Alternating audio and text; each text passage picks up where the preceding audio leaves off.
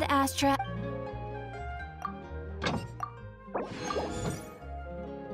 Ad Astra. Thank you for completing today.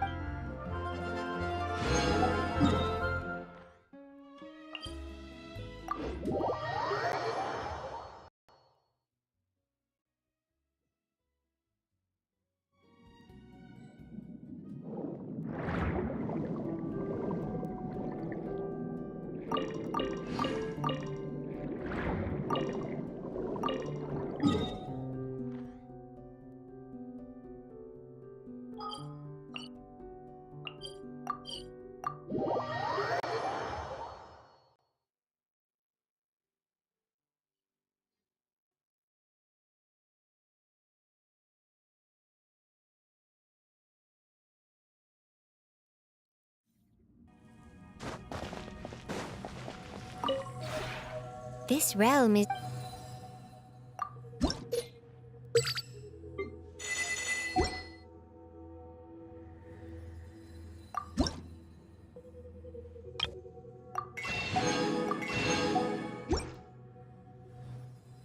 If you ever...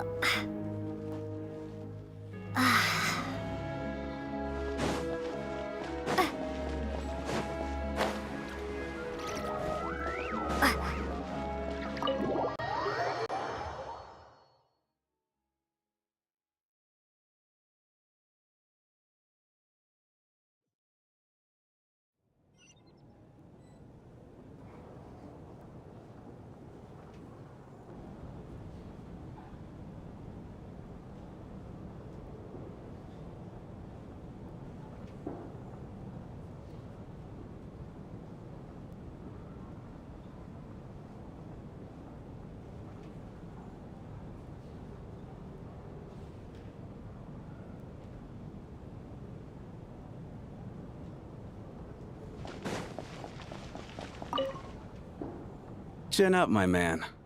That soldier guy just gave you a bit of a fright, that's all. Think about your wife and kids back home. That'll get you your mojo back. Me, for example? Whenever I get hungry, tired, sleepy, or thirsty, I just think about that water imp friend of mine. And everything's suddenly alright again. So daydreaming about women somehow removes your need for food and water, does it? Don't be absurd.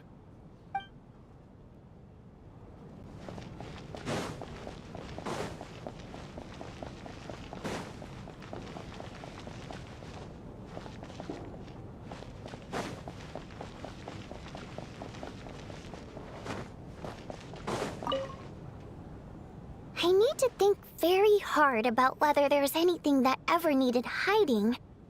After all these years, there must be some things even I've forgotten about.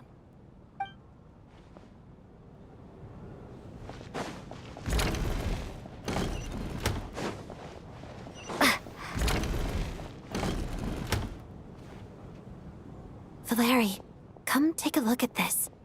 You too, Traveler. Some sort of notebook. What is it for? It's the on-duty logbook for the theater. Coolish was the main person to use it. He mostly used it to record any unusual incidents during a show, audience numbers, exit times, and so on.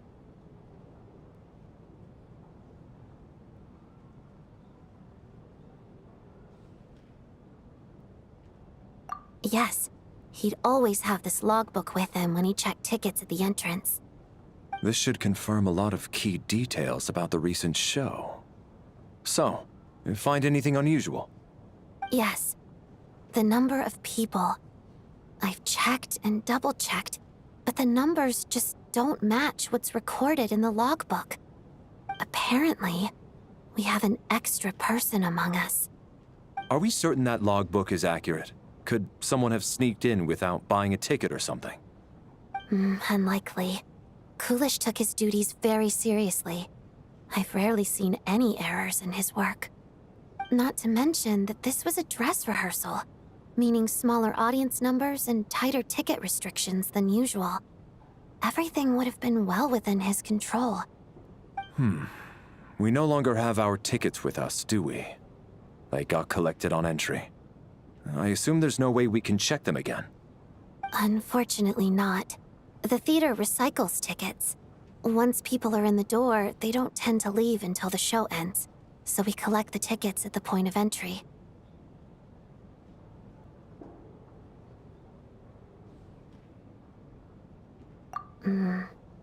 Still, I'm inclined to believe that this discrepancy in the head count is significant somehow.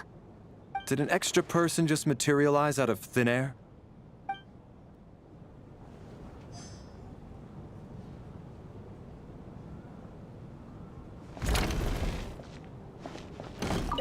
Did an extra person just materialize out of thin air?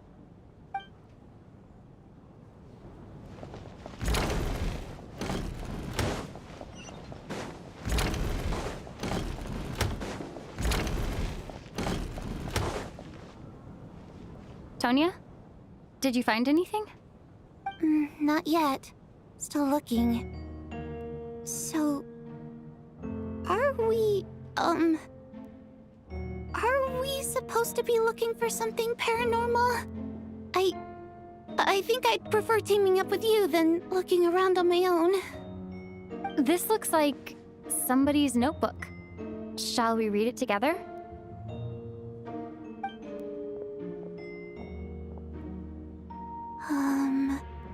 Well, it doesn't look scary or anything, so I guess it should be fine. All right, let's read it together.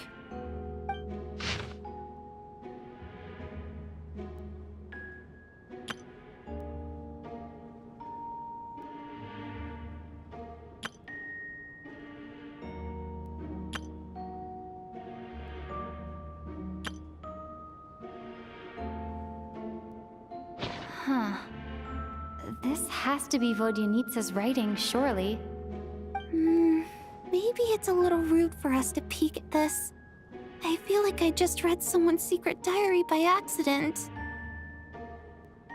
It sounds like she's writing this for her parents, right? I don't understand. Why put this stuff in a notebook instead of mailing it in a letter? Because her water imp parents belonged to the aristocracy, who were driven out of Snezhnaya by the Tsaritsa long ago. And now they live somewhere new, where the postman can't get to. We're sorry! It's fine. My fault for not storing it properly. I can't leave things lying around and expect them to get ignored when everyone's scouring the place for clues. All right, give me my notebook back. I'll take over the investigation in this room.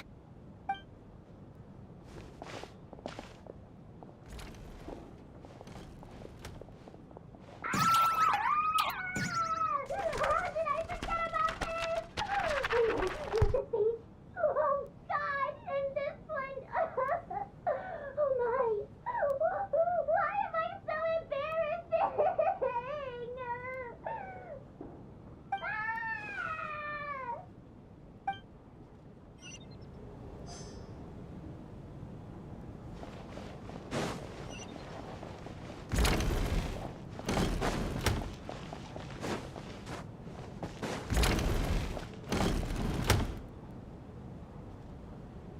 Ah, Traveler.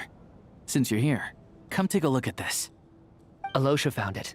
We're both curious to hear your perspective. It appears to be an investigation report. And the focus of the investigation was the rumors of haunting we heard about earlier.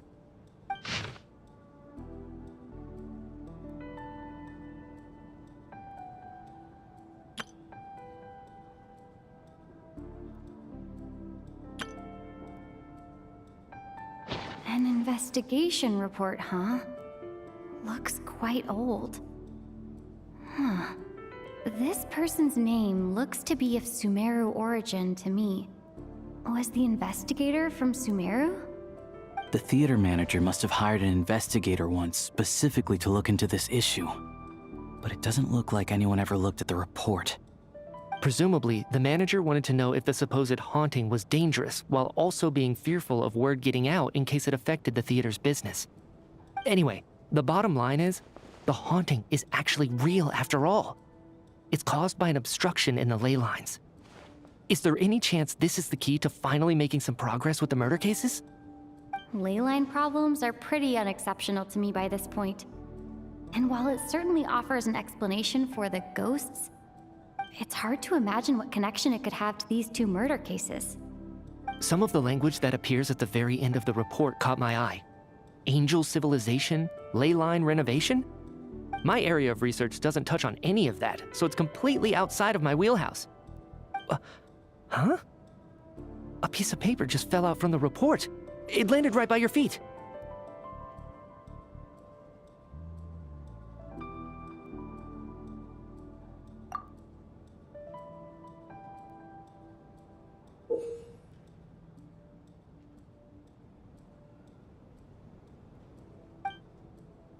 How unnerving. It was tucked inside the report, so it must be a note left by the author. Death is near. Is that supposed to be what's going on here? With us, in the theater? But if so, how did the author foresee it? Could he predict the future somehow? Maybe things are more complicated than we thought. No, wait a second. If we take the report and the note at face value, they completely contradict one another. The report definitively concludes that the hauntings in the theater are harmless and cannot affect the real world. But the note seems to be warning of potential danger. The question is, what exactly does the note mean by death?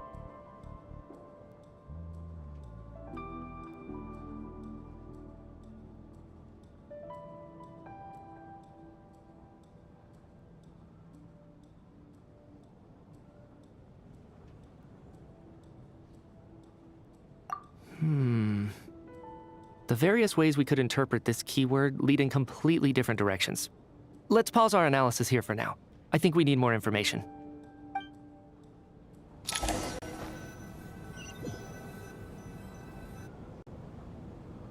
If we take all this together, it's not impossible, is it? If anything, it's the natural conclusion. Oh, I beg to differ.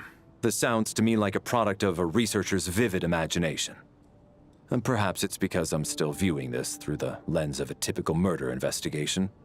But still, I'm struggling to be persuaded by your theory. Does it really sound that far-fetched? All right, well, let's treat that as speculation for now. I do agree with what you've said, so let's go with your idea for now. Good. Okay, now that we finally have some meaningful leads, I think it's time to reconvene. Let's get the others.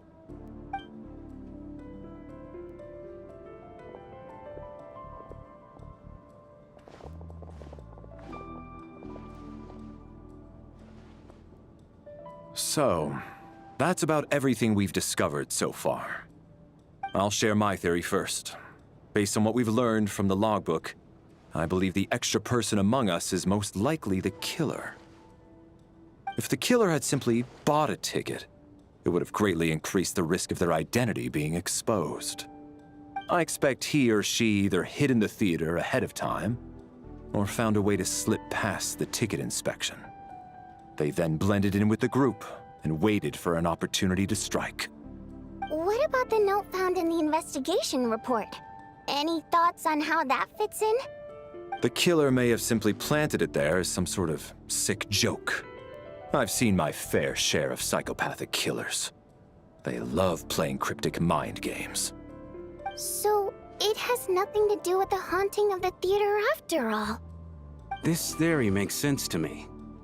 If we have an audience member unaccounted for, chances are they didn't come here to watch the show. Could it really be that simple? So, in other words, all we have to do is find out who got in here without a ticket, and all our problems will be solved? Then let me make one thing clear. All the theater staff should be well aware that I came here for the rehearsal legitimately, yes? There's no way I'm the one who didn't have a ticket.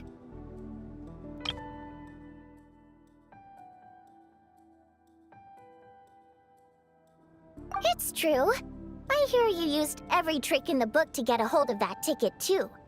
Everything short of throwing a temper tantrum and rolling around on the floor at the entrance. I most certainly did not degrade myself in such a way. Probably a stupid question, but I might as well ask. Did anyone here get in without having their ticket checked? Guess it was naive of me to expect them to just admit to it. Especially after the unprompted Lelik reveal. Once was already a miracle. Twice would be unfathomable.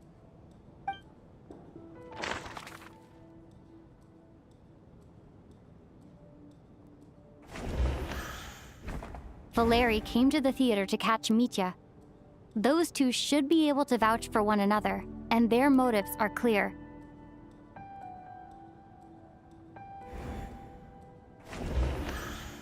As things stand, the audience headcount doesn't add up.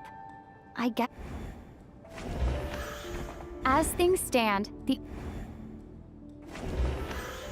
I got my ticket from Child. It was all above board, and my ticket was checked at the... Sounds like Chuganov went to a lot of trouble to get his ticket because... Tonya received her ticket the same way I did. I assume Child got both. As things stand, the audience headcount does... I don't believe any of us here knew Shram before all this. If no one can verify Shram's identity...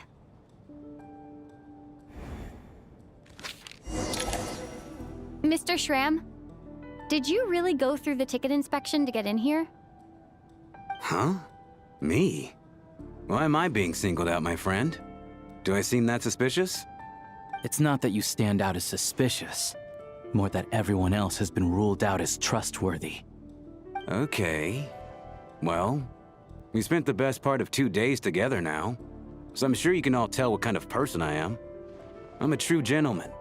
I never dream of doing something like sneaking to the theater without a ticket. Yeah, I have no doubt that you're a good person. But the problem is, none of us here actually know you, so no one can say for sure that you are who you claim to be. Although, actually, what was it you said last night? Yeah, you're friends with that water imp, which is why you understand our primary mode of expression. Last time I checked, there were barely any of us remaining in Snezhnaya, since most of the water imps left. Could you tell me a little bit more about your friend? There's a good chance I actually know her. And I suppose it's also kind of a way for everyone else to get to know you a little better.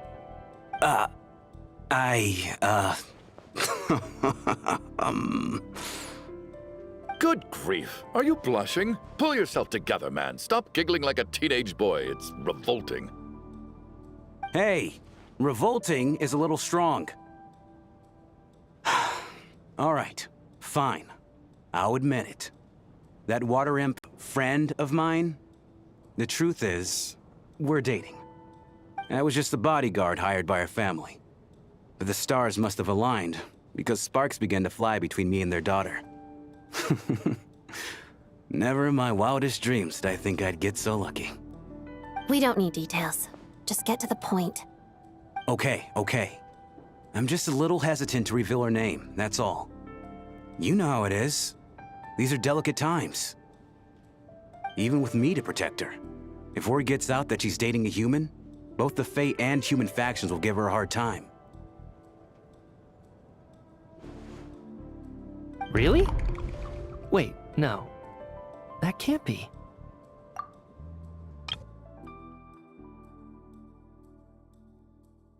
Huh? Shram, what the devil are you talking about? Hmm? Why is everyone looking at me like that? Surely you can understand where I'm coming from. Delicate times? Factions? Yes? You know, the Civil War? Last time I checked, the Fae and the humans were still at each other's throats. If I'm not mistaken, the last significant civil war in Snezhnayan history was over 400 years ago, when Her Majesty the Tsaritsa had just taken the throne and was consolidating her reign. What do you mean, 400 years ago? What's going on here? Is Shram from the past?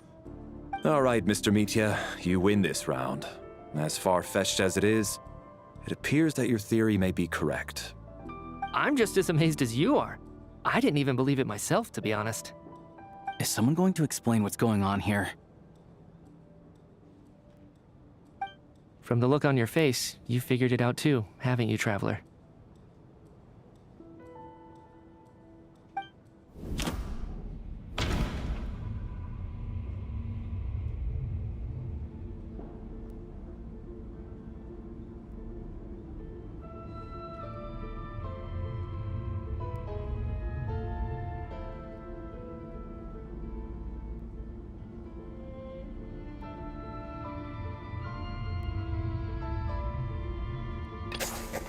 The theater's ley lines have been modified to block souls within its grounds from returning to them.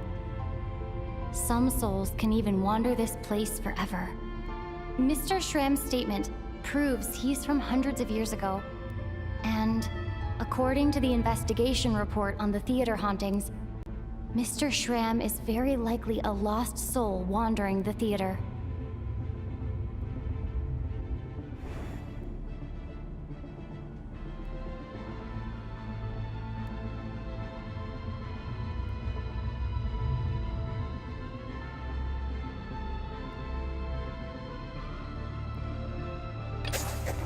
For some unknown reason, the soul that has been wandering the theater due to the leyline issues has joined our group and blended in.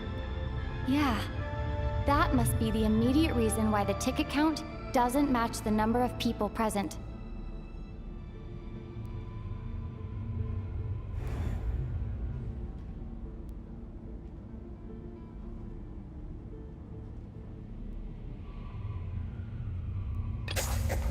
The contents of the investigation report have been verified. There are indeed leyline issues and wandering souls in the theater. Death likely symbolizes the deceased. Mr. Shram, for instance. Death is near. Huh. That must mean that there's a dead person in our midst. That's the truth, isn't it?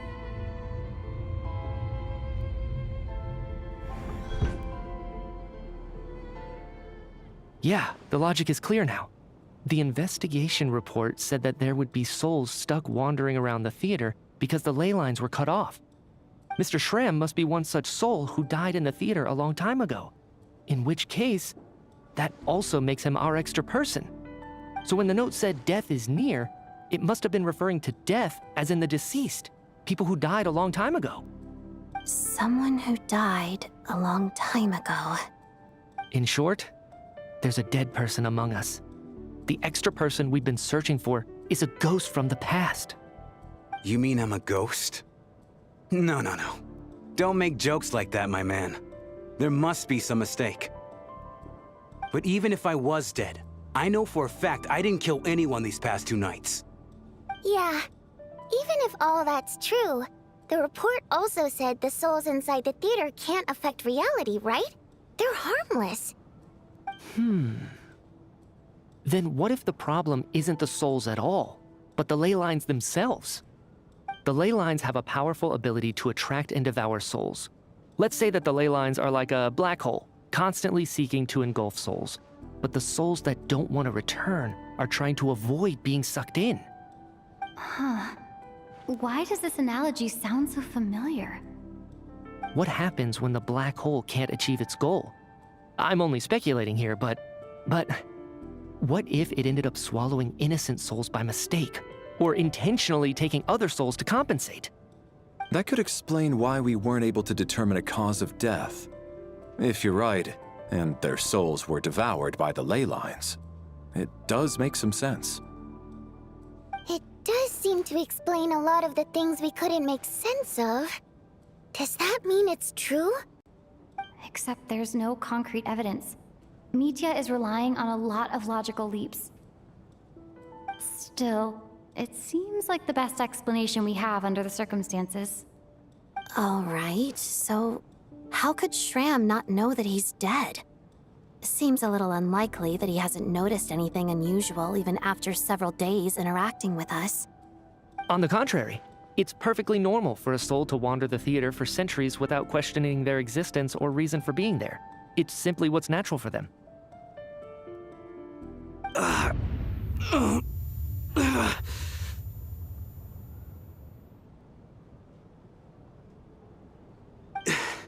You know what, Mr. Brainiac?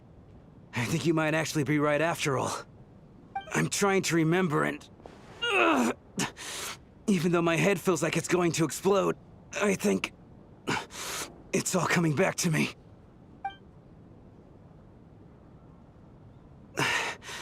I was the one who didn't want to remember my own death, so I forced myself to forget. Well, I'm sure those are painful memories.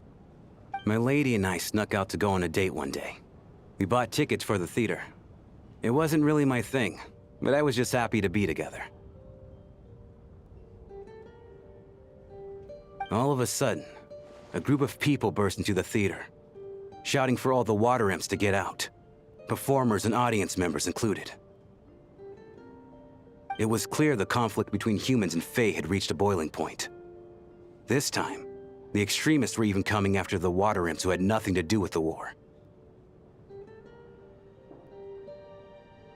I thought I could pull one over on them, so I took off my jacket, draped it over my lady, and tried to sneak out amid the chaos. But I got caught. They started shouting, calling me a traitor to humanity. But I was going to do whatever it took to buy our chance to escape, no matter how many people stood in my way. I had to, both as their bodyguard and out of love. It's all right, friend. You can stop there if you want. You don't need to dig all that up again. It's just... even now, I'm still struggling to accept the truth. How could I be dead? I'm sorry, everyone. If I'd known I was a dead man walking, I wouldn't have dragged you down with me. If I'm the cause of all this death, then punish me however you see fit. But, Mr. Shram... No. I refuse to be a burden. I know what I have to do. You said I've been wandering the theater for centuries, right?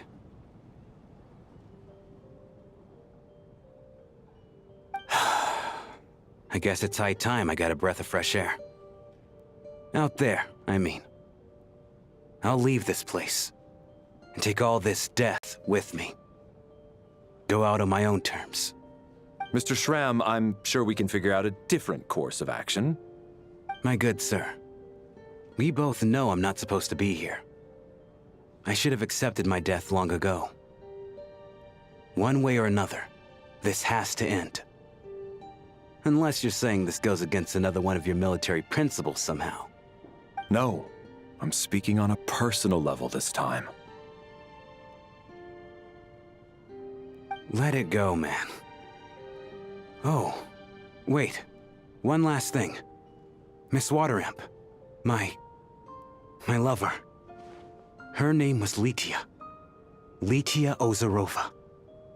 Do you know what happened to her? Ozarova. Oh, Auntie Ozarova. That's what we all called her. I remember her as a very kind elder. She had a bunch of kids, too. I'm so glad she survived. And she had lots of kids? Good. That's... good. I could hardly expect her to stay single just because of what happened to me, right? As long as she went on to be happy, that's all that matters. Besides, I'm dead. My soul's been wandering around here for so long because I was worried about her. But now, I can go without regret. There's no need to see me off, my friends. I've enjoyed our time together over these past few days. Perhaps we'll meet again in the next life.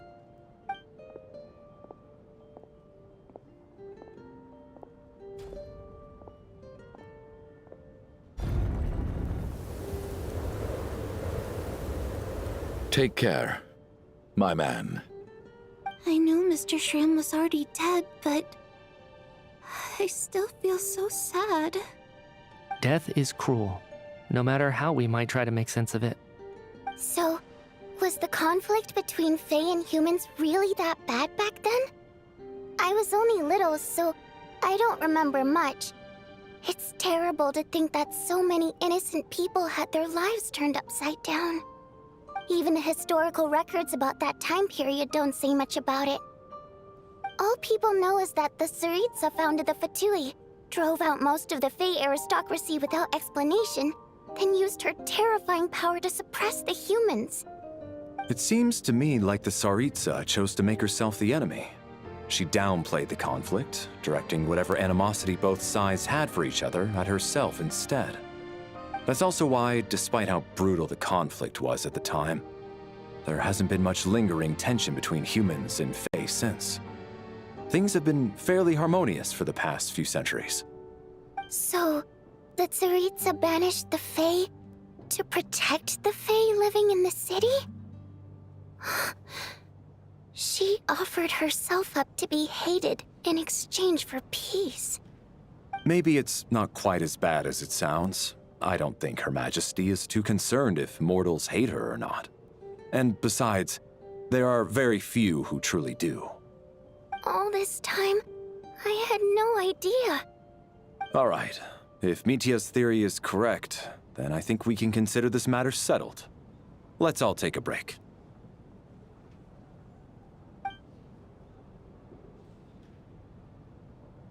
Ugh, if only this blasted storm wasn't still raging on.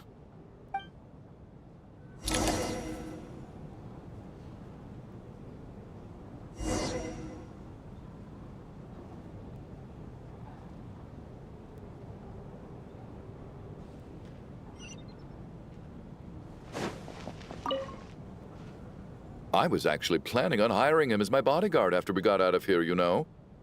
Oh, poor guy.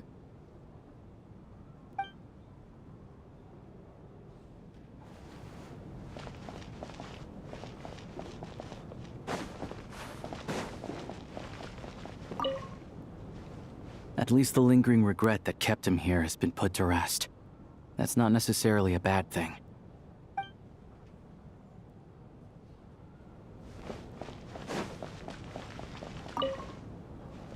Well, at least it seems like Mr. Shram stayed optimistic until the end. The information he revealed, it's given me a lot to think about.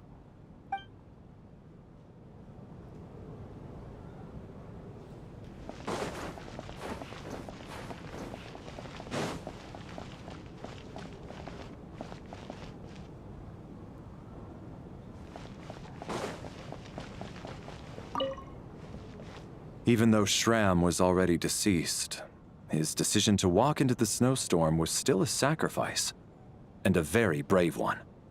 This is one of the few times I don't feel at all happy to have my theory proven true.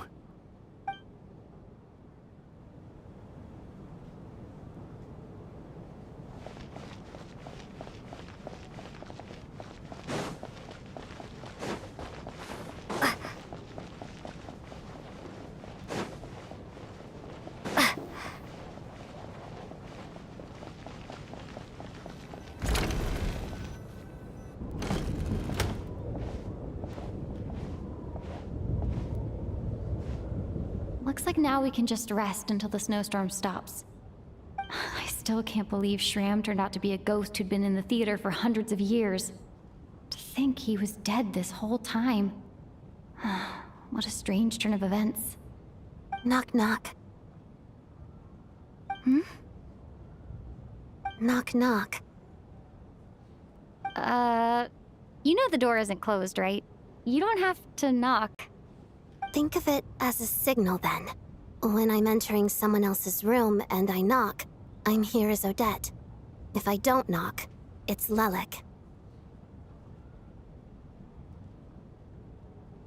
Thanks. So, why did you come to find me? Is there something I can help with? Vodyanitsa said you knew about my secret identity from the start.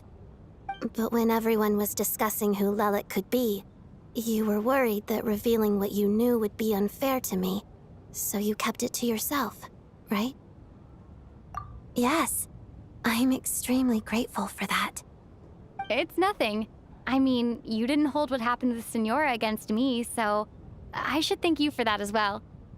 Actually, there's something else as well. I found myself in a situation similar to the one you were in when you helped conceal my identity. So I thought I'd come and ask you for advice. It's about Mitya. Before all of this, the last time I saw him, he was dead. As I'm sure you know, my goal as Lelik was to stop Project Stuja. Well, when I found out the tech lead for the experiment behind Project Stuja was Mitya, I immediately started planning to track him down and threaten him to back out. I often saw him around the theater, but I soon concluded that making my move there would risk exposing my identity.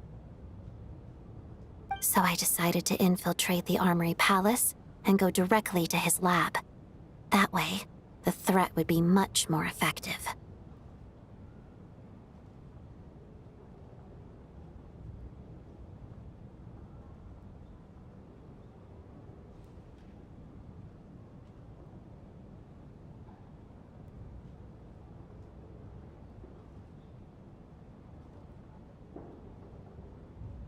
Well, I suppose there was a bit of luck involved.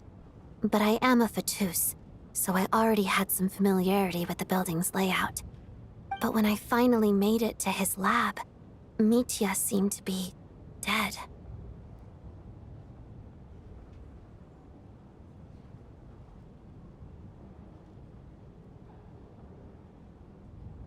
I checked his breathing and his pulse. He had no vital signs whatsoever. I'm certain of that. I thought maybe another anti-Project Stuja activist had beaten me to it, and chosen a much more brutal method, so I made myself scarce. That's why you were so on guard around Mitya that first night here. Yes. When I saw him sitting in the audience during the performance, I could barely contain the shock. To me, it was a miracle. Somehow, he'd come back from the dead. But then, the murders started happening and things got so complicated that it wasn't really at the front of my mind. That is, until Mitya himself said there must be a dead person among us. Then, I couldn't ignore it any longer. And yet, you thought that bringing it up right away would single Mitya out. Just like when everyone was suspecting Lelik. Exactly. I thought there could be something I was missing.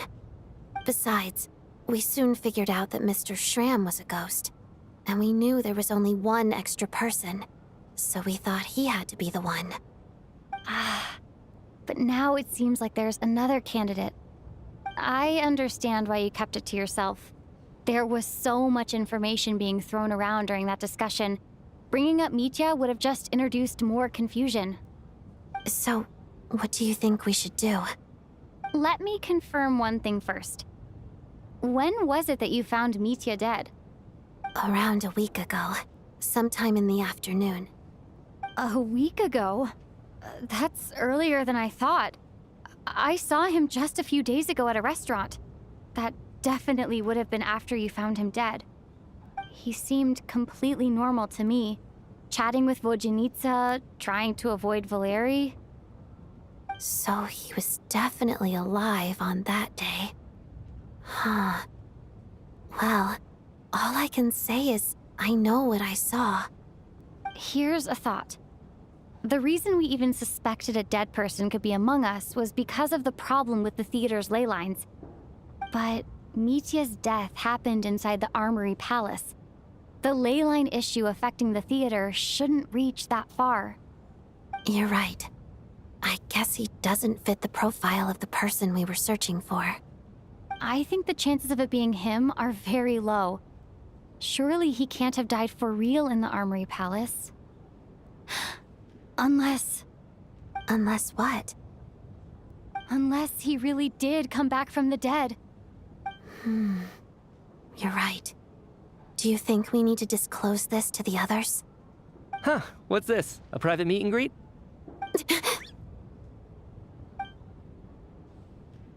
Where do I line up? That's not what's going on here. Well, I was just making the rounds. Thought I'd try to lighten the mood a bit. Vodyanitsa's handing out food if you're hungry.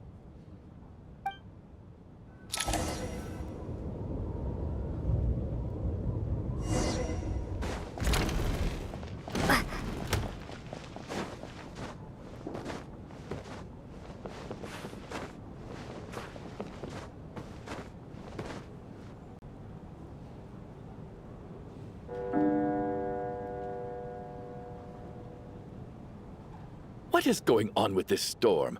Could it be connected to that monster that just arrived in Snezhnaya? I almost hope it is. Her Majesty the Tsaritsa left to vanquish that beast herself.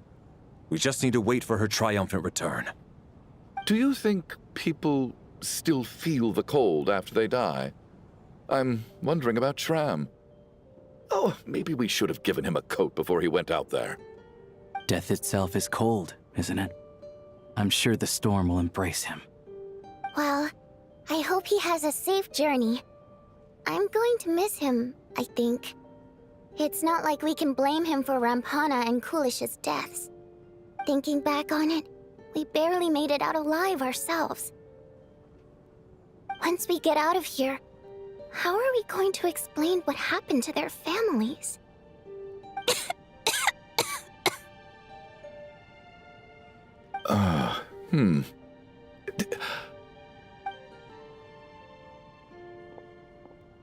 Are you okay? Here, take this. I've never used it.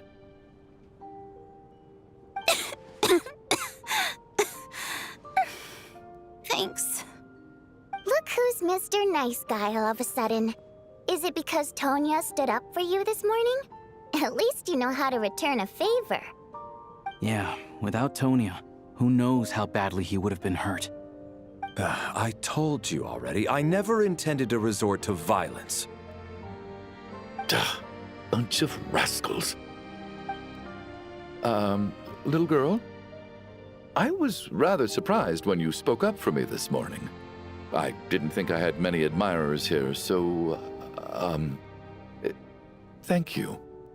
Oh, no need to thank me. I said some bad stuff about you too. I've been, too embarrassed to admit it, but, you remind me a lot of my daughter. So kind to everyone, but never lets her old man off the hook.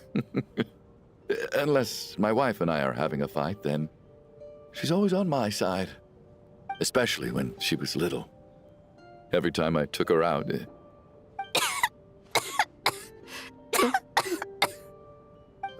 All right, easy now. How long have you had that cough, Tonya? I don't know. It's probably been a while. I'm fine. Are you taking anything for it? Yeah. I'll be fine once I see my brother. He's gonna pick some frost fairy flower leaves and brew a tonic for me. I'll feel much better once I drink that. I see. That's good to hear, then. We should probably discuss arrangements for tonight. Now that the deceased has left our midst, there shouldn't be any more incidents. However, out of an abundance of caution, I'll keep watch. Shouldn't we take shifts? I can take one if needed. No need. I managed to get a nap in earlier, so I have plenty of energy right now. After all the tension of the past few days, everyone else should just focus on getting a good night's sleep.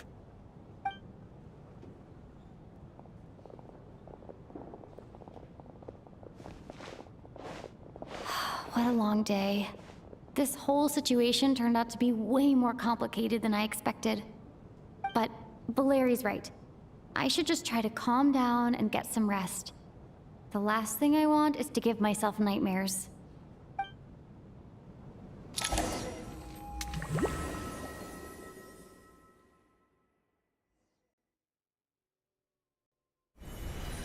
She's awake.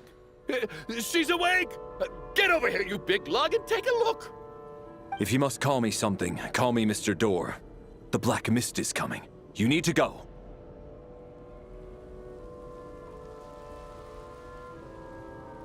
Are you all right? Can you walk? We just got attacked by monsters on our way up. That Mr. Door fellow protected us. He just seemed to come out of nowhere. Not much of a talker, but when it comes to taking down monsters, that man doesn't hold back. Curses! The Black Mist is catching up to us. We need to keep going. Mr. Door, I don't believe I've ever seen you around here before. Why is that? There's no need to try to get to know me. I'm just Mr. Door. I have to find the door that belongs to me. Oh, well, anyway, we're lucky to have you here. Thanks for saving us earlier. No need to thank me. This is where my duty lies.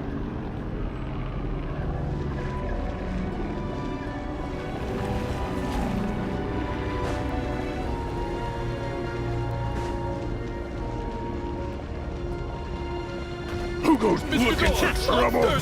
Quick, get rid of them! I can just push these ones off.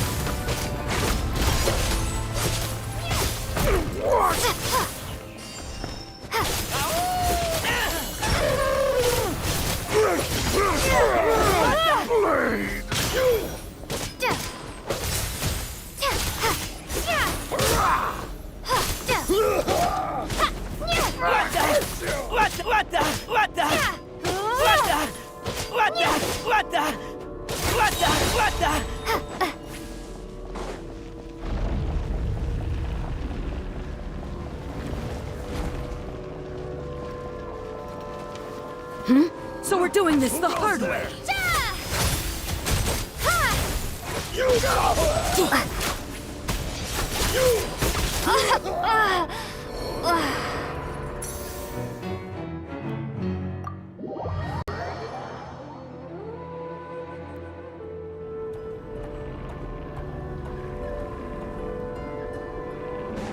So we're doing this the hard way. My fists!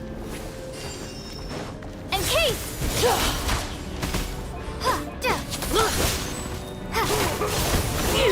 Win!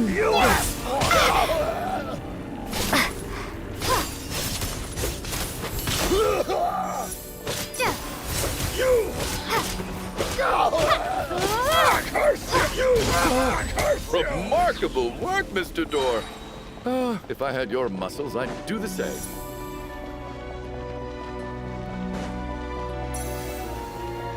Are none of these doors the one you're looking for? No.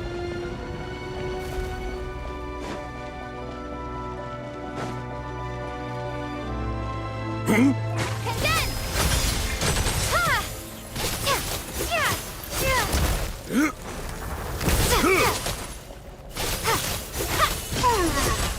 Come no closer.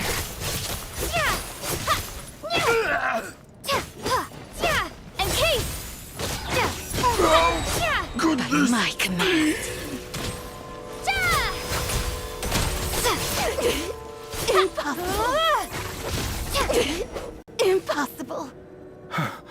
I'm so exhausted. and the black mist is still rising. Oh.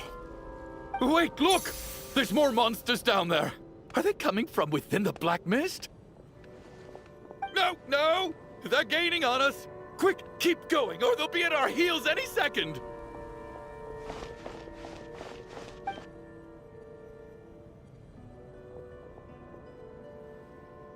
Mr. Door, what are you doing? We need to get out of here. They're coming! Found it. This is my door. What? You mean you're going to stay here? I am a door. This is where my duty lies.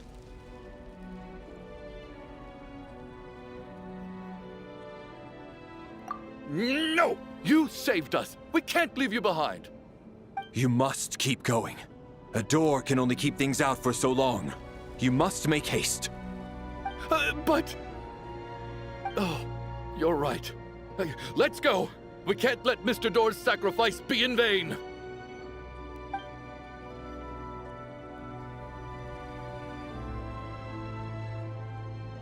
The black mist isn't moving anymore. Looks like both the monsters and Mr. Door are gone. I didn't just imagine all that, did I? Surely I wasn't so scared out of my mind that I hallucinated a door as a human being. Oh, okay, good. There's no way we both hallucinated the same thing. Getting sleepy? Well, looks like we're safe for now. Go ahead. Let's get some rest.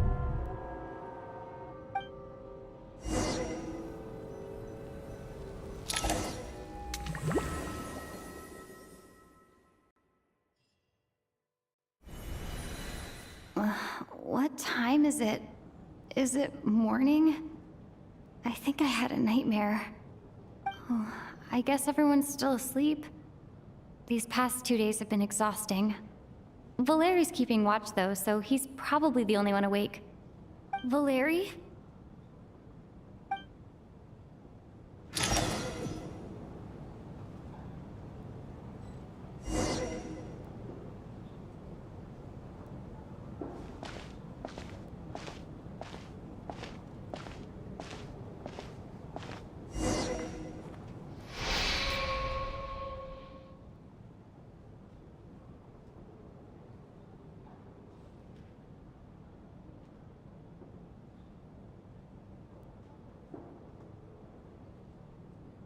Wake up!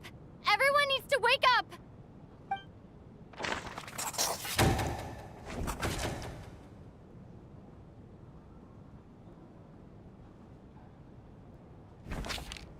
Just like the last 2 nights.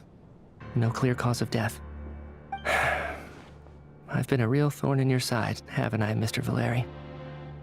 Now you can rest in peace. But for me, life will be all the duller for not having to run away from you, my friend. How's Tonya? Is she okay? I just checked on her, and it doesn't seem like anything serious. She's just exhausted from the past couple of days, and she's still recovering from her illness. We should let her sleep a bit longer. That means Valeri was the only one who died last night. If Valeri was awake and keeping watch, it would have been impossible to kill him without waking everyone else up. That much is certain. This is so frustrating. Why has nothing changed since yesterday? I thought we already dealt with the dead person causing all this. Actually, one thing has changed. There's only one victim this time, not 2. Does that mean...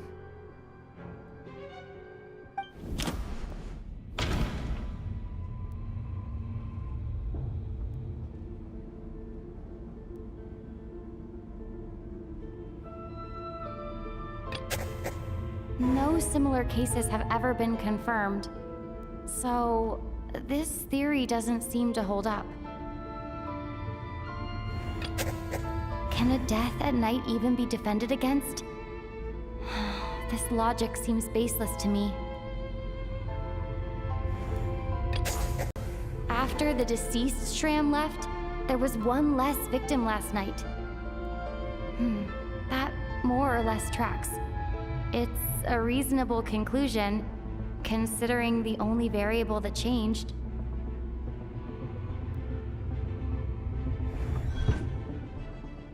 Oh, the number of people who die each night is equivalent to the number of dead among us. That's your theory, right? Exactly. We identified Mr. Schramm, and the night after he left, the death toll dropped from 2 to 1.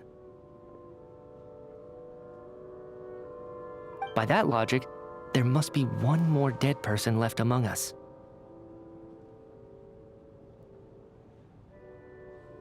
Another one? But there was only one person unaccounted for in the ticket checks, right? The head count should match up now. Having an extra person was definitely a cause for alarm, but being one person short isn't nearly as unusual. Someone could have left in the middle of the show, or made it out before the storm hit. One more dead person among us. If Mitya's theory is right, then what Odette told me seems a lot more relevant. It's just, at the time, we had no reason to think there was more than one dead person. If only we'd taken it more seriously as a possibility, maybe this could have been avoided. I'm sorry. This is my fault. I had information that could have been helpful, but I held back. I should have brought it up right away. I'm partly to blame as well. I was too quick to dismiss Odette's concerns. What is this about? What have you two been getting up to behind my back? Sounds like there's some big news you've been keeping from the rest of us. Well, we're all ears.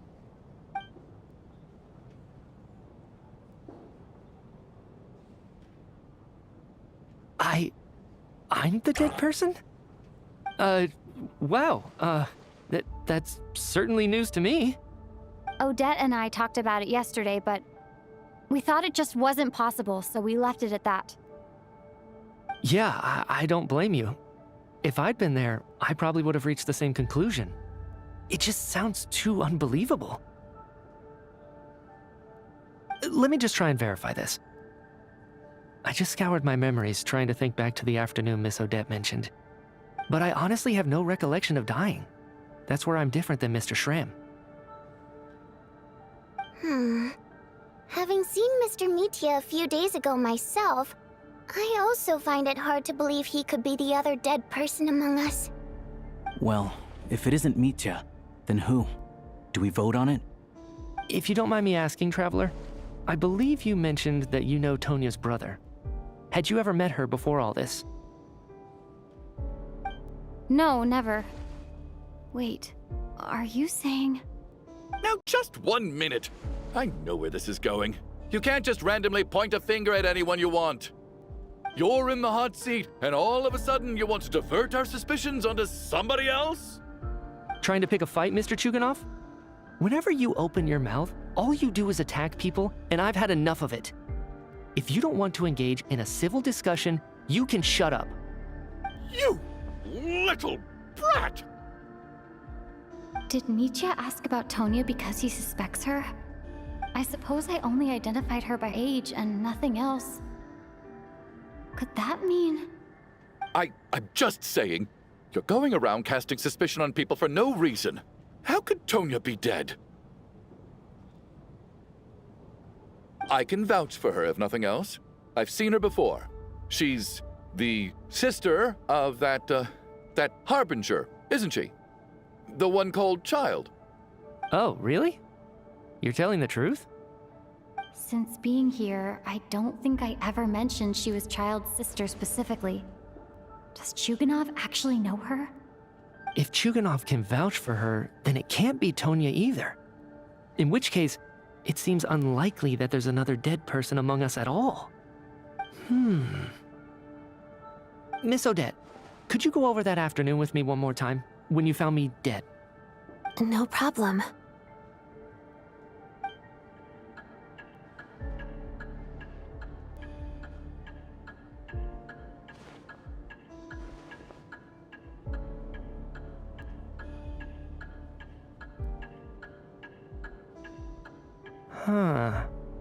No matter how hard I try, I just can't remember anything about dying.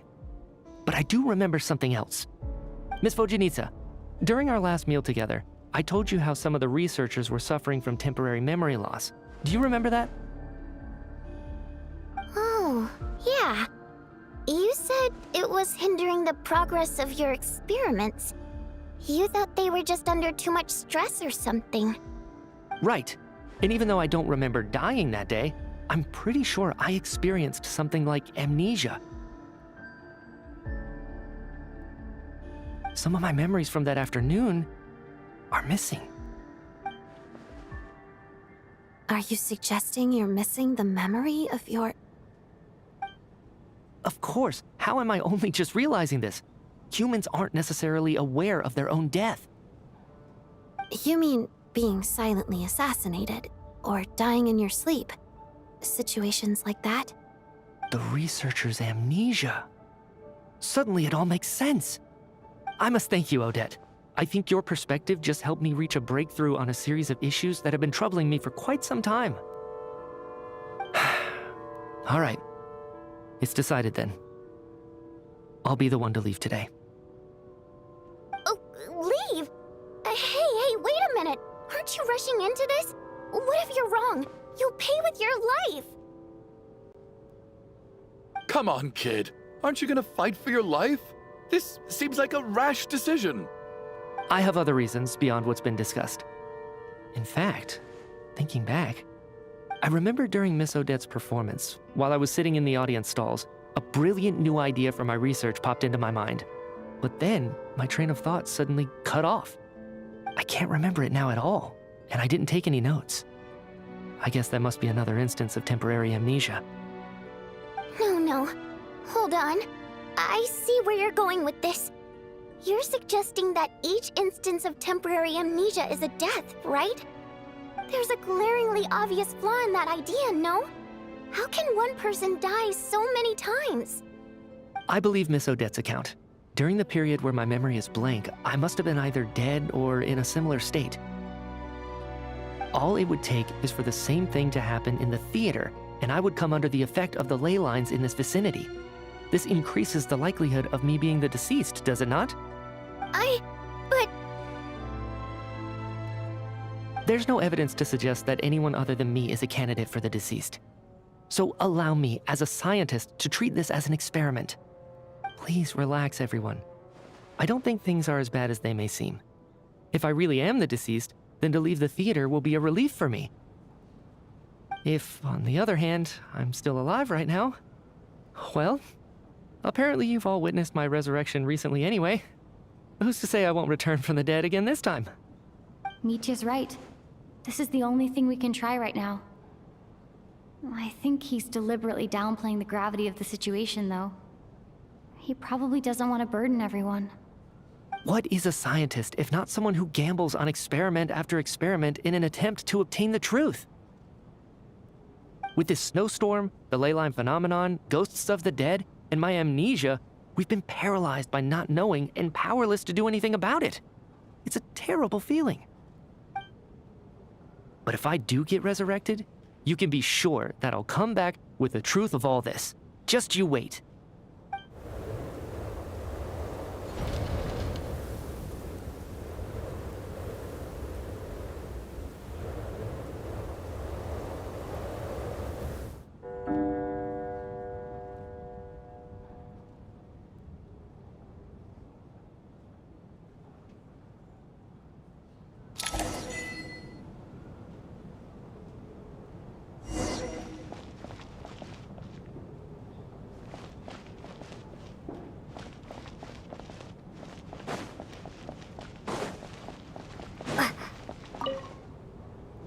Oh, that Valeri guy was packing even more muscle than I thought.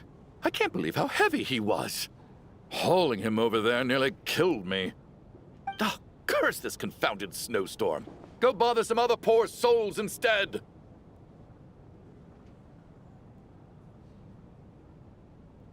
What do you want? I'm not in the mood to talk right now.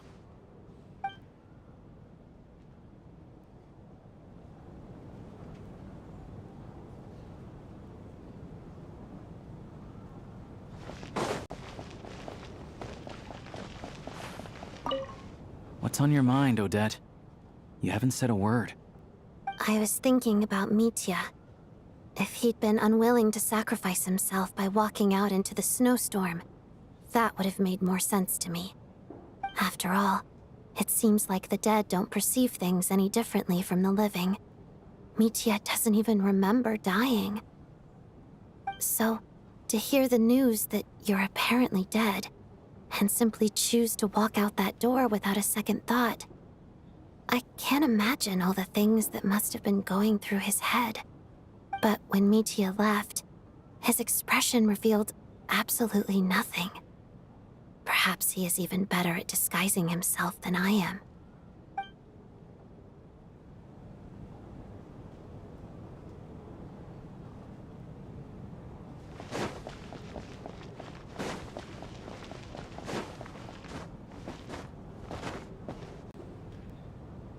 Poor Mr. Mitya. I didn't even get to see him one last time. Maybe it's a good thing that you weren't there to see it. It was a hard thing to watch. I hate goodbyes. Why does it feel like everyone around me is slowly disappearing? Not just in here, I mean. In the outside world, too. Maybe it's the realization that, at the end of life, everyone has to face it alone. Come to think of it, the main reason we're still alive right now is pure luck. Each morning here, for every one of us, there's the chance that we might not wake up. You could take it a step further and say that the same is true outside, too. Who can ever be 100% sure when they drift off to sleep that they'll open their eyes again in the morning? If I make it out of here, I'm going to cherish every moment that I'm awake and live without any regrets. Without regrets? I feel like a strange sense of anxiety has been quietly growing inside me over the last 2 days.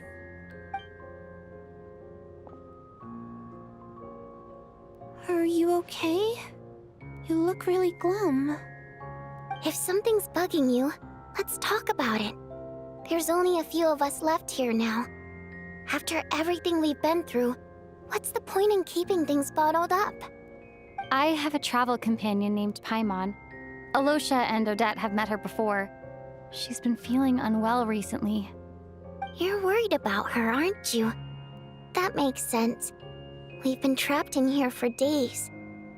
To be honest, I used to feel like I was just a spectator in this world, watching everything that happens from the sidelines. Maybe it's because I'm a descender? A descender? But with Paimon by my side, over time, I slowly felt my connection to this world growing stronger. She loves eating, sleeping, and having fun, but she's also a great guide. It's her authenticity that makes this whole world feel more real for me. Over the last few days that we've been apart, I've often caught myself wondering, what would Paimon say if she were here right now?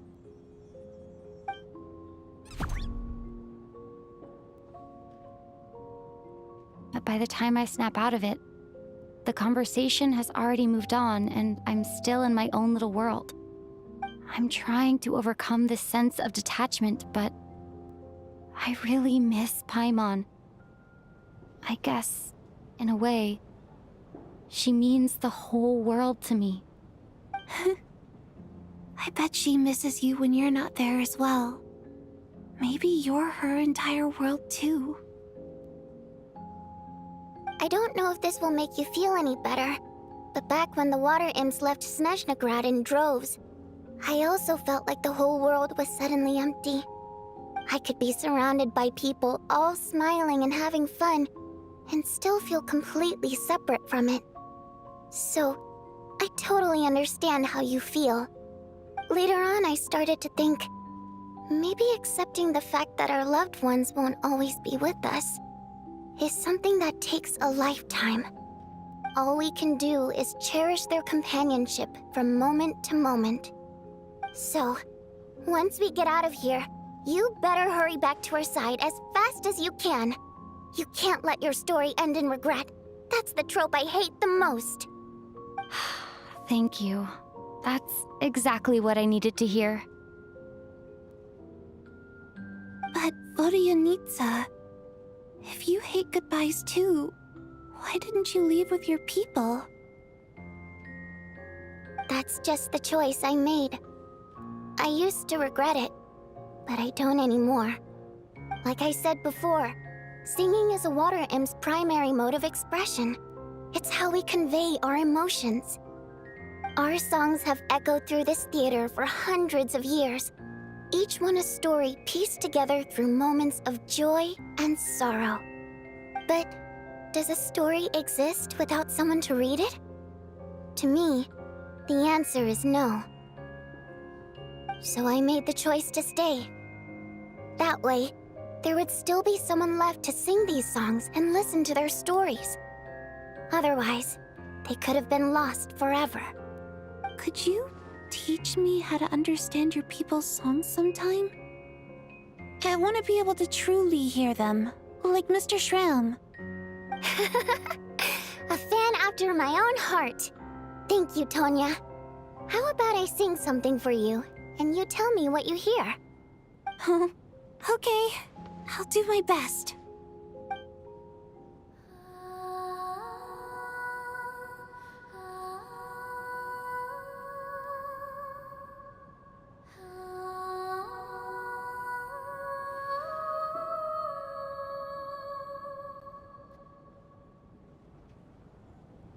I've never heard that one before.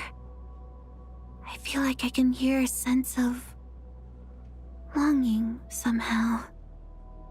I wonder why that is. Color me impressed, Tonya. You're a keen listener. Most people can only tell if a song is happy or sad. I didn't think you'd be able to pick up on such specific details. So, what's the song about then? Come on, tell me. I've actually never performed this song in the theater before, because it has more of a ceremonial purpose for our people. It's not meant for the stage.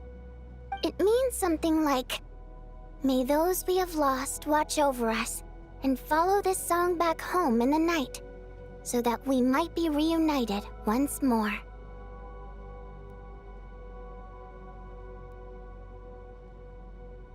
No wonder I could hear that sense of longing. You sing it for loved ones who have passed away. I hope it reaches them. It's getting late, Tonya, and you're not well. We should all turn in early. I suppose there's no reason to keep watch tonight. Okay. But, before I go to bed, could you sing that song a couple more times for me, Vodyanitsa? Of course. Anything for my #1 fan.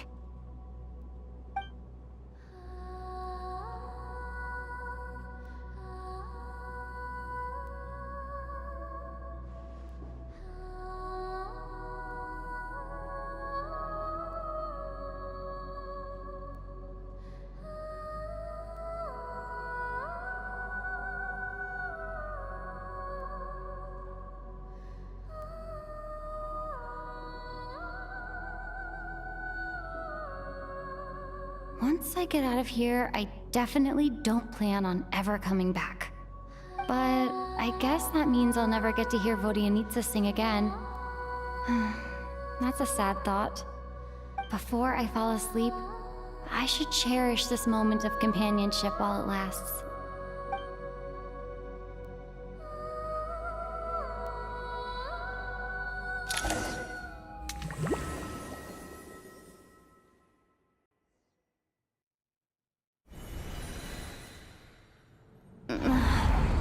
Where am I? It's so dark in here, and I feel kind of dizzy. Am I alone? Huh? What was that noise?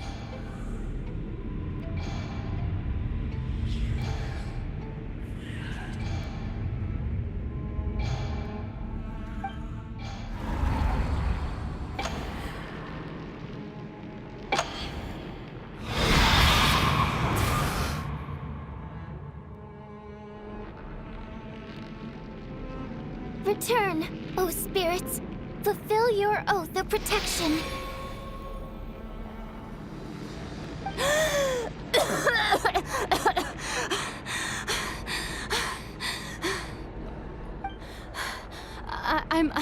I'm alive? What just happened? No time for questions. Quick, over here. Turn on the switch. We need to bring back the light.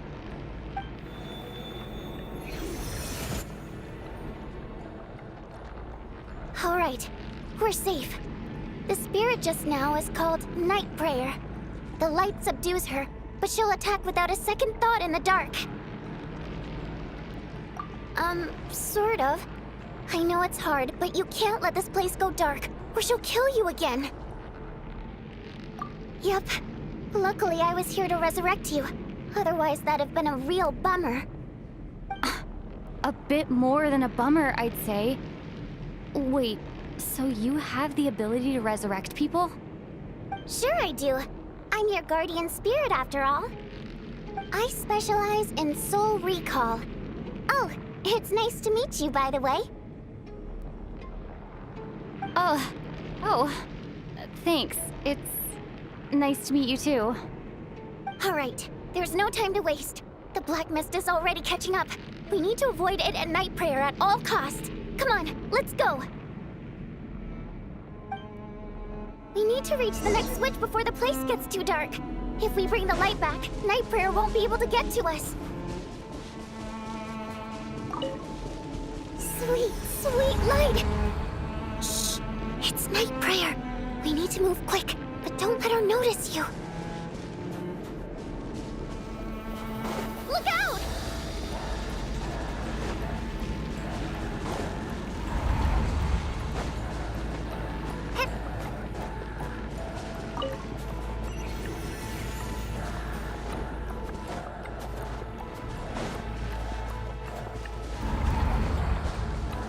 The next switch is over there.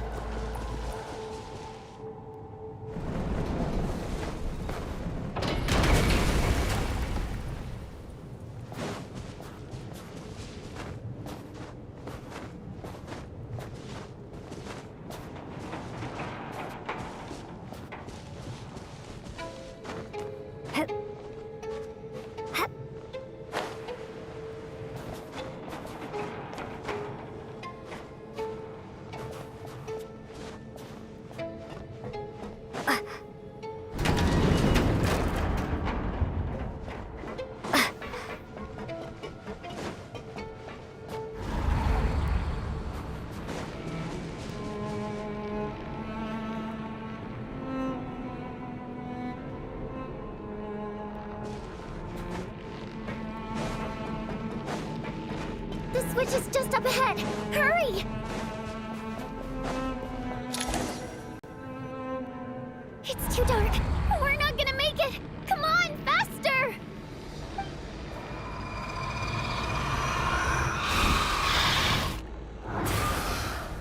Traveler! I won't let you die like this. Not on my watch.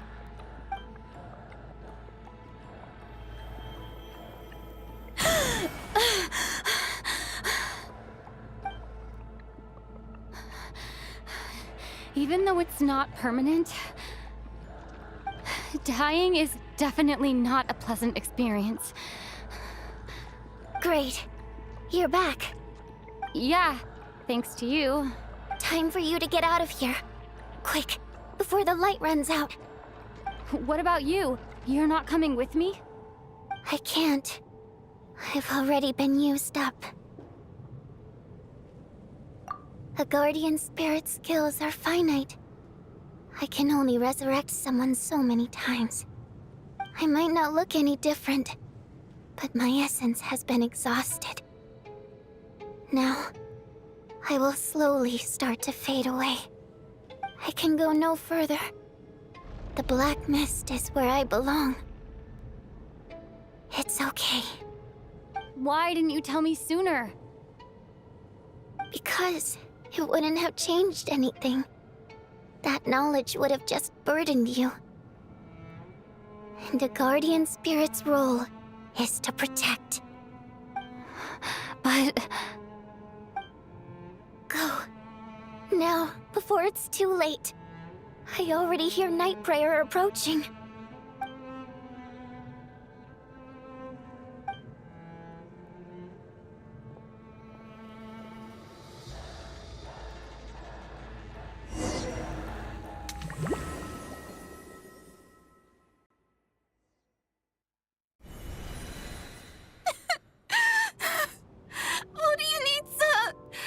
How could this happen?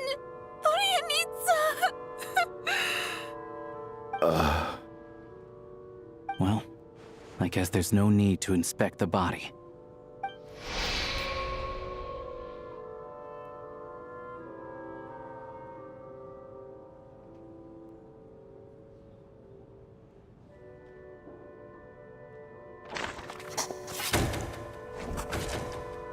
This wasn't supposed to happen.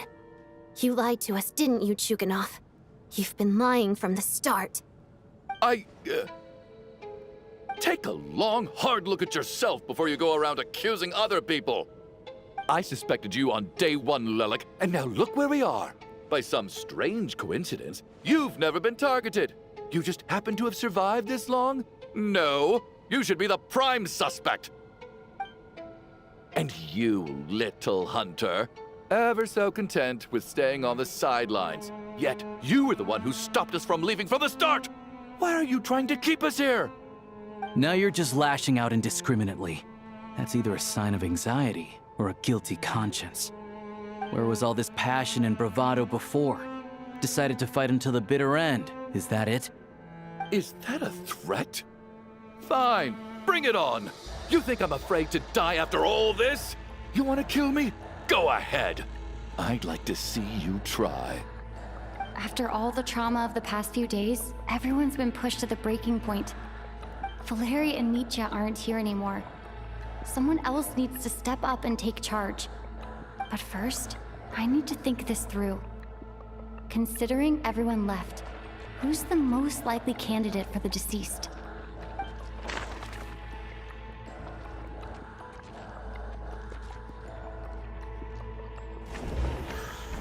He's arguably the first friend we made after arriving in Snezhnaya. While he works at the theater, she's been recently active as... I clearly remember Mr. Chuganov from the first time I visited the theater. My memories are perfectly coherent. Even...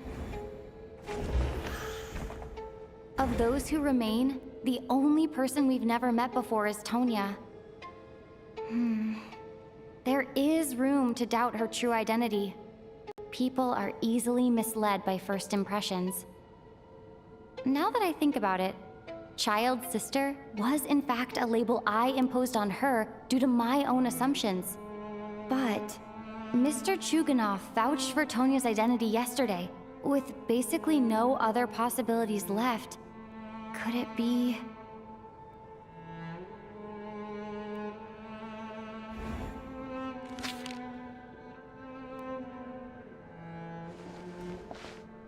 Tonya, how's Tusser been lately? Tusser? Your brother Ajax must have mentioned me in his letters home, right? Did he say anything about a blonde traveler? No. And my brother's name is Razik, not Ajax. Chuganov, looks like it's your turn to do some explaining. Yesterday you said you could vouch for Tonya. Why did you give us a false testimony? I knew you were behind this, Chuganov. You've been lying through your teeth from the start. Everything about you is fake, down to the wife and daughter you're always talking about. Your entire family man persona is a charade, isn't it? That night, when I infiltrated your place as Lelik, I noticed you were home alone. Didn't think much of it at the time. Just thought everyone else was out. But thinking back on it now, that doesn't seem very likely. My guess is, you live alone, don't you? Even that was a lie? But why would he lie about having a family? Oh! Curses! Oh, why is there no end to this blasted snowstorm? If it would just stop! If it would just stop. I think I remember now. I know how I ended up here. It feels like a distant memory. But at the same time, it's just like it was yesterday. The reason I'm always coughing is because I got sick with frostbite. The locals usually call it the snow cough. It's not a very common illness. It's partly genetic and partly caused by the cold climate, but it can be fatal. They sent me to the hospital as soon as they found out I had it, and I spent so long lying there in that hospital bed. After a while, I felt myself growing weaker and weaker. Nothing seemed to be working anymore. Neither the treatment that the doctors were giving me, nor the medicine my brother was brewing from frost fairy flower leaves. So one day, I told my brother that I wanted him to take me outside for once, so things could be like they used to, just for one day. I wanted to meet loads of friends, experience new things. He agreed. He snuck me out of the hospital, and we escaped. We got to the theater, bought tickets, and went inside. Oh, it was all so exciting. I remember the show very clearly. It was amazing. But I found myself getting sleepier and sleepier. Oh, Tonya. When I woke up, I couldn't find my brother anywhere, so I guessed he'd already left. But there's no way he'd leave me behind. So I decided to stay here and wait for him. At the time, I figured he'd probably gone to brew some more medicine for me. I was planning to chew him out for abandoning me when he got back. Tonya, it sounds like by then you'd already... Yeah, I know. I understand now. Dead, aren't I? This cough and the feeling weak, it's probably just my body's memory. After all of that, it turns out I can't blame my brother after all. I was the one who abandoned him. I'm sorry, everyone. I realized this much too late. It seems like death skewed my perception. And now I've dragged you all into this mess. Your name probably isn't even Tonya, is it? Didn't that ever strike you as odd over the last few days? Well, when I was little, my brother and I read a storybook, and Tonya is the name of one of the characters. When we escaped from the hospital, our family and the hospital security were looking everywhere for us. So when you first approached me and said my brother had sent you, and called me Tonya, I thought he must have chosen a fake name that only the two of us would know. Because he was afraid of getting caught. Now, it seems like that was just wishful thinking. At least your memory of death isn't painful. That is a small comfort. Now it's your turn, Chuganov. Talk to us. I believe no lie is ever told without a reason. You're right. I was lying. I happen to know that the Harbinger child and his sister Tonya managed to get tickets, so I lied to you and pretended I knew them. And yes, I was lying about my family too. The truth of the matter is, I lost them a long time ago. I just refused to accept reality. And now I've spent the second half of my life living a lie. I'm a joke. My daughter's name was Iskra. And before you ask, yes, Iskra, as in Iskra Manufacturing Plant. She also died from the snow cough. She was just 6 years old. If she were still alive today, she'd be around the same age as little Tonya here. After Iskra passed, my wife couldn't bear to face those memories either. So she chose to start a new life without me. One day when I came home from work and saw the empty room, I felt like I couldn't breathe. Subconsciously, I started to imagine that they were still there. I soon discovered that this was the only thing that made me feel any better, so I just embraced the delusion. Nothing more than a pathetic means of escapism, I know. But at least it's not a crime. So explain your false testimony, then. The night before last, when I was chatting with Tonya, she mentioned that her brother would brew medicine for her from frost fairy flower leaves. Combined with her various symptoms, I suddenly understood everything, including the fact that she was deceased. The snow cough used to be an incurable illness. I would pick frost fairy flower leaves to brew medicine for Iskra too. It took hours and hours on the stove. But the year after my daughter passed away, the jester of the Fatui announced that a cure for frost blight, also known as the snow cough, had finally been developed. It turned out that all previous treatments were completely ineffective. No better than random concoctions. That was the final straw for me. I just couldn't take it anymore. Just one more year. One more year, and everything would have been okay. So, more than anyone, I know full well that in this day and age, no one in their right mind would still be using frost flower leaves to brew medicine for the snow cough. Poor Miss Tonya, therefore, had to have been from an era when snow cough was still a terminal illness. So, you projected your daughter onto her? Even though you knew she was one of the dead? That doesn't make any sense. You knew she was already dead. What did you hope to achieve by protecting her? I just don't believe in your crackpot theories, nor do I approve of your actions. How can you just declare a living person dead and throw them out into that snowstorm? Nitya's gone. My good buddy Shram's gone. And now it's Tonya's turn, isn't it? The others I can make my peace with, but little Miss Tonya, here she is, standing right in front of us, alive and breathing, and fighting her own battles. Yet you're quite happy to say she's dead? I just want her to live.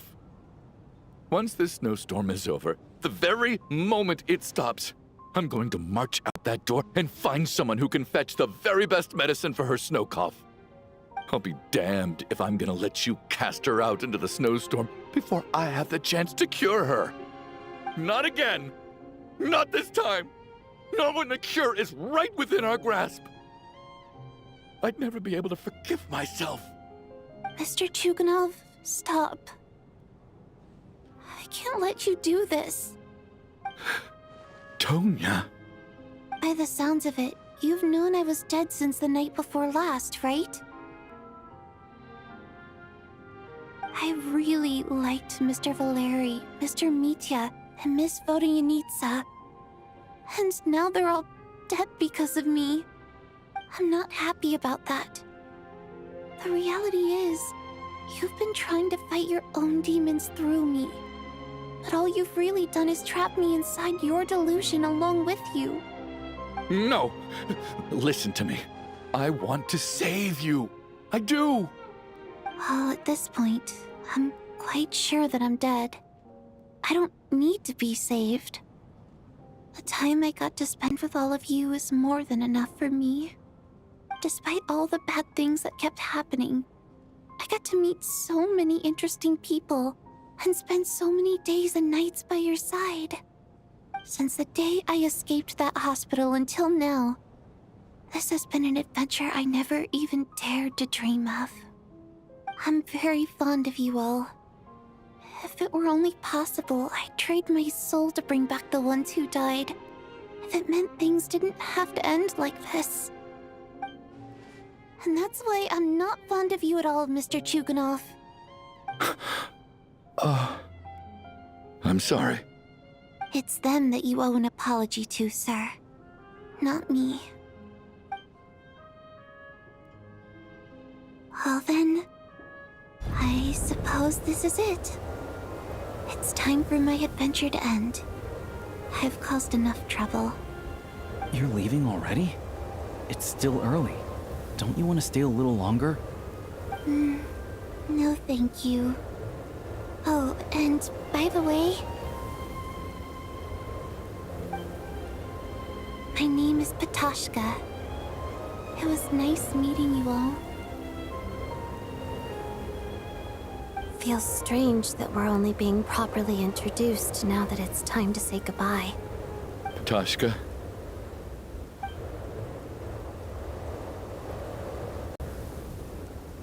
What are you doing, Chuganov? Are you crazy? let me leave. I can't keep lying to myself anymore. In your dreams. Don't think you're getting off that easy when you had a hand in the deaths of so many people. The Fatui have honed quite an array of enhanced interrogation techniques since they were founded. Once we're out of here, Lelik will personally give you a taste of every last one.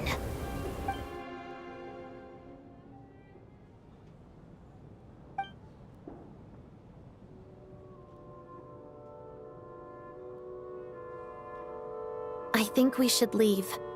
I doubt this snowstorm is ever going to stop. For all we know, this storm might have destroyed all of Snezhnaya by now. Maybe even the whole world. Wait, we finally solved the mystery of the haunted theater today.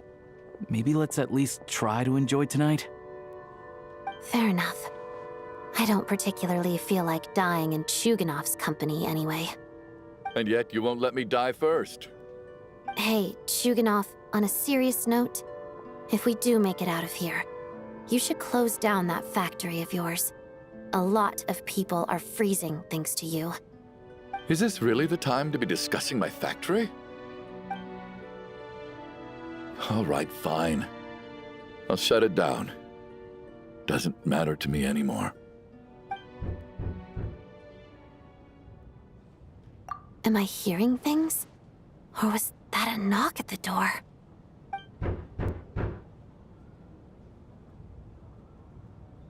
There it is again. But I don't understand. The snowstorm hasn't stopped, has it? Should we open the door? Is this it? Is this nightmare finally over? If the last few days are anything to go by, I probably shouldn't be getting my hopes up. Whatever lies beyond that door at this moment, it could be something even more terrifying than everything we've been through so far.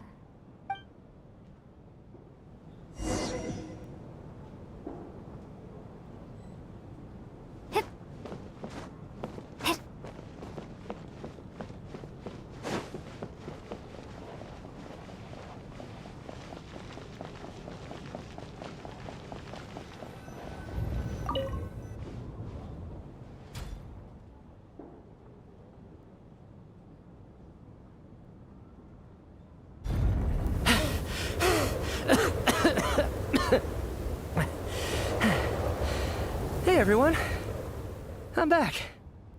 How are you doing? Feeling any better?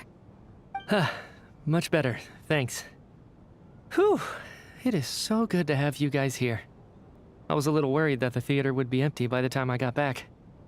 Let me see. Tonya and Vodyanitsa are missing, which means Vodyanitsa died last night. And then you discovered that Tonya was the other dead person. Am I right? Not Tonya. Petashka. First, tell us how you made it back here. Given the conditions outside, no one should be able to return alive.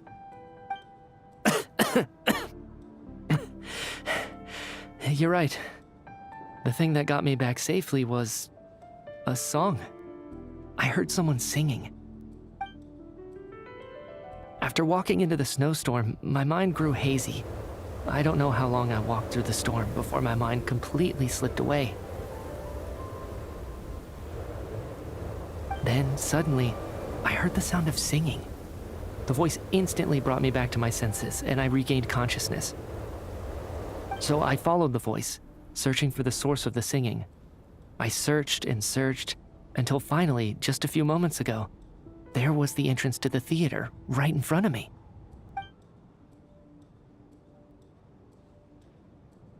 I've actually never performed this song in the theater before, because it has more of a ceremonial purpose for our people.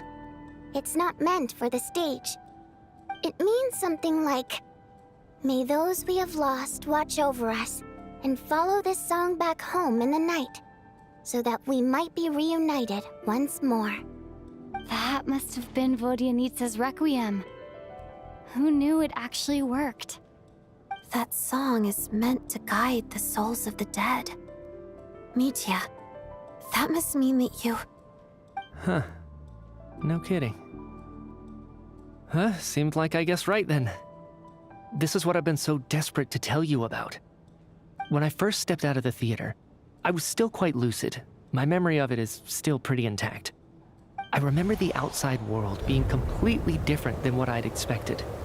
It was like this was a world where only the snowstorm existed. There wasn't a trace of any humans or buildings ever having been there. I don't know how else to describe it, except to say that it just didn't seem like the real world. And as for the Requiem, if I was guided here by Vodyanitsa's song, it can only mean that I must already be dead. And this is my soul, not my body. But I didn't experience a clear moment of death while I was out there. Nor do I feel any different now than before I walked into the snowstorm. You don't seem any different to me either.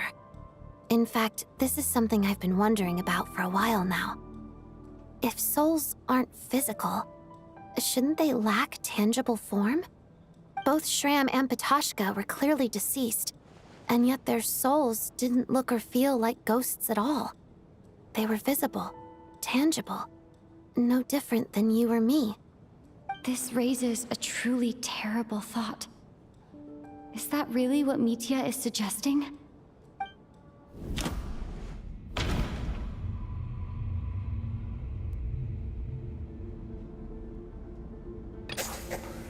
Mitya's soul was summoned back by the Requiem, confirming that he is indeed already dead.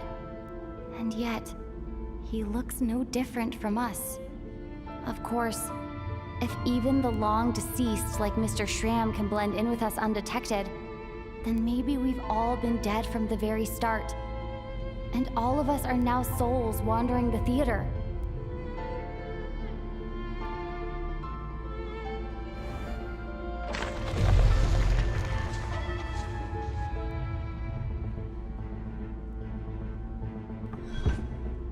Yes. I think that this is probably the afterlife. What did you say?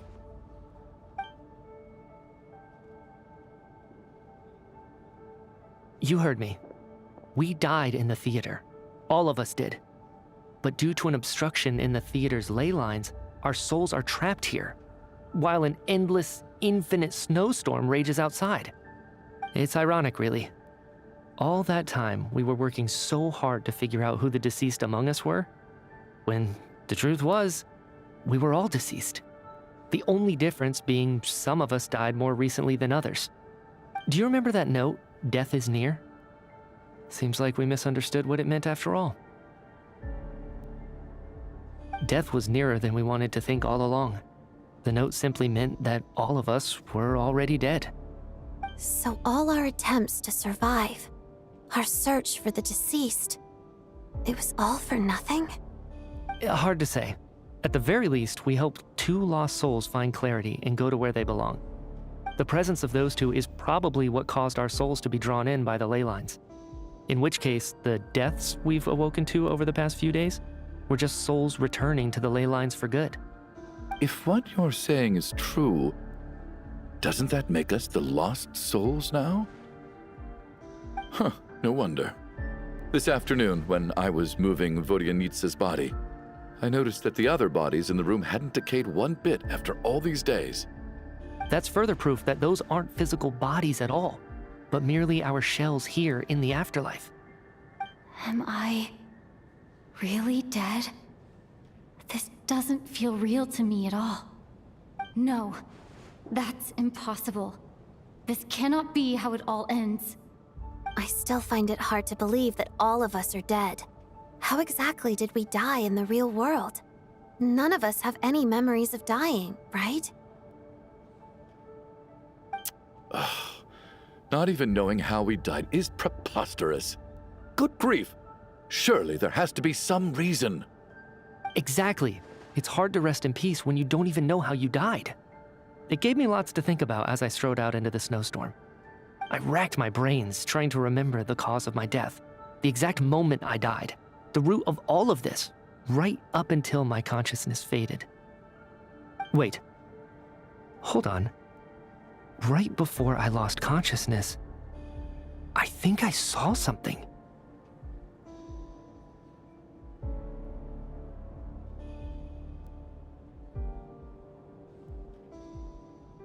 I can't remember.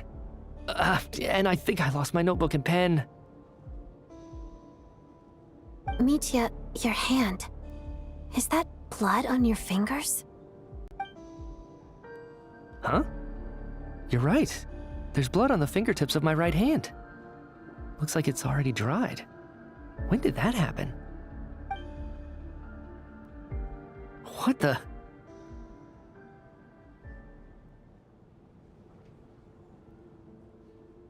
I guess this was what I saw. I must have desperately drawn it in my own blood right before losing consciousness. What's wrong? Do you recognize the symbol? It's Renova, the ruler of death. Alosha, do you still remember that Snezhnayan folktale you told me about? It was about the Grim Reaper. When someone's about to die, he appears as an incarnation of someone familiar to guide their soul into the afterlife. And as soon as you recognize his face, your life is over. I heard a similar tale when I was little. You think the Grim Reaper in this story refers to the ruler of death you mentioned? That's right. In which case, death is near could also mean that the Grim Reaper is here, disguised in a familiar form. Death, the deceased, and the Grim Reaper? So it's a triple entendre. When I first saw this note, I thought it contradicted the investigation report. But now it seems like that was the whole intention. So the Grim Reaper deliberately misled us. Then, we started suspecting each other and searched for the deceased while they hid in plain sight. By that logic, the one person most likely to be the Grim Reaper incarnate is...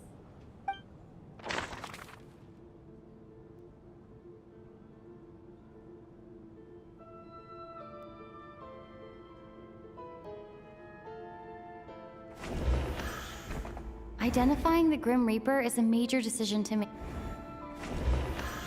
Identifying the Grim Reaper is... Identifying the Grim Reaper...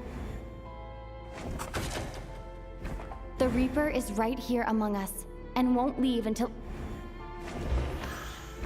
Identifying the Grim Reaper...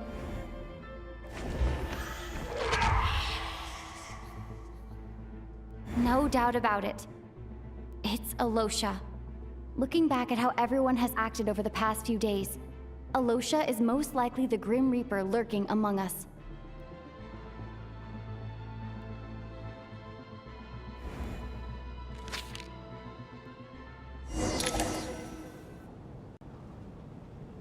Is it you, Alosha? You were the first to discover the investigation report.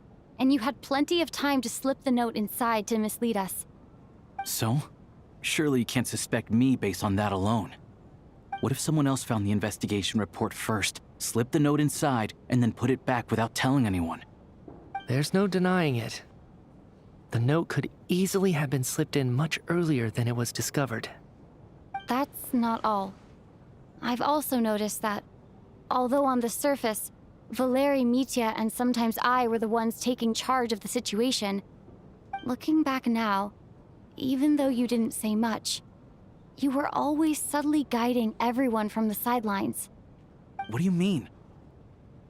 You were the one who emphasized how dangerous it was outside and insisted we all stay here. It was also you who suggested that we all sleep in the same place.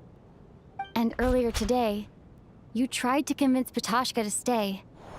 I don't understand why, but it was out of character. So, you didn't understand my intentions, and now you're assuming the worst. Seems pretty unreasonable if you ask me. He still won't admit it? Fine. Let's see how he responds to the most damning evidence of all. The biggest question I have right now is, if the Grim Reaper is impersonating Alosha, then where's the real Alosha? When did they switch?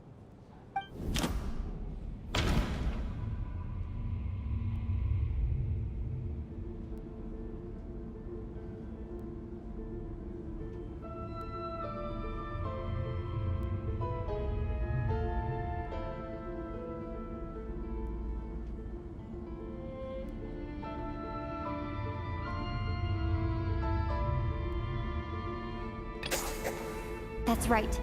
This was the moment. Right at the start, before any victims had even emerged, Alosha was switched with the Ruler of Death while everyone's guard was still down.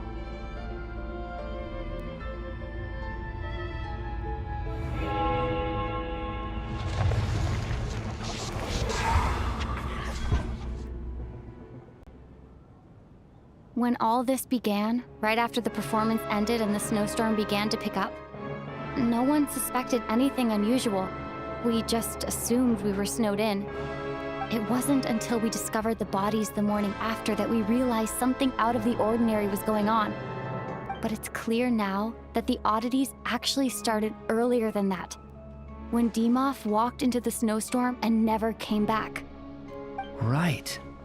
So Mr. Dimov was the first victim, not Sobolova and Torgov. And if we pinpoint that moment as the beginning of this incident, then one thing becomes clear. Alosha, you are the only person who walked into the snowstorm and came back without the help of Vojanitsa's Requiem. More precisely, Alosha never came back at all. The one who came back was the Grim Reaper. Not bad. Well, since you've backed me into a corner, I suppose there's no point in keeping up the act anymore. Alosha? You're the Grim Reaper?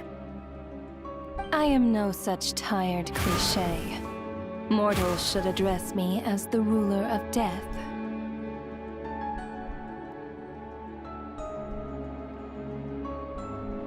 Before being wiped out for good, you identified the two deceased, and even sensed my presence. A commendable achievement. Far beyond what I expected. I heard you can ferry souls. Those deaths each night. Were they your doing? Your initial conclusion was correct. Due to the existence of the two deceased, the ley lines yearned to reclaim those long-lost souls. Every night they devoured an equal number of souls to fill the void. This required no intervention from me. Though, of course, ferrying souls is indeed my authority. Here, take a look.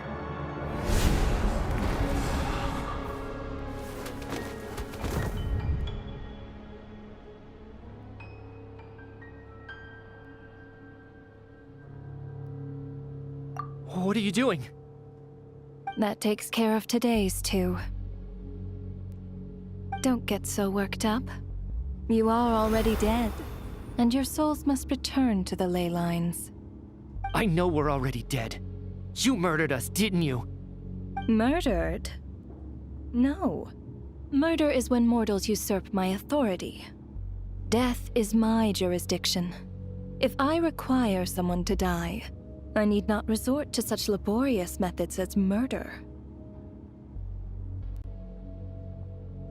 You simply met the criteria to trigger my curse of death. I know about the curse of immortality. So there's another death-related curse too? You cursed us? When? And why would you do such a thing? So often, humans pray to me, begging to know when their death will come and what form it will take. But few people ask why.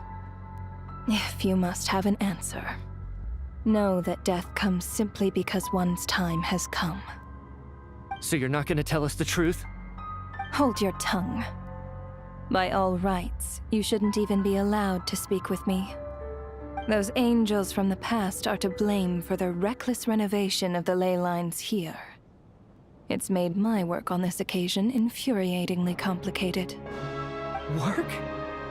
So trapping us here, making us watch our friends die, that's just another day at work for you?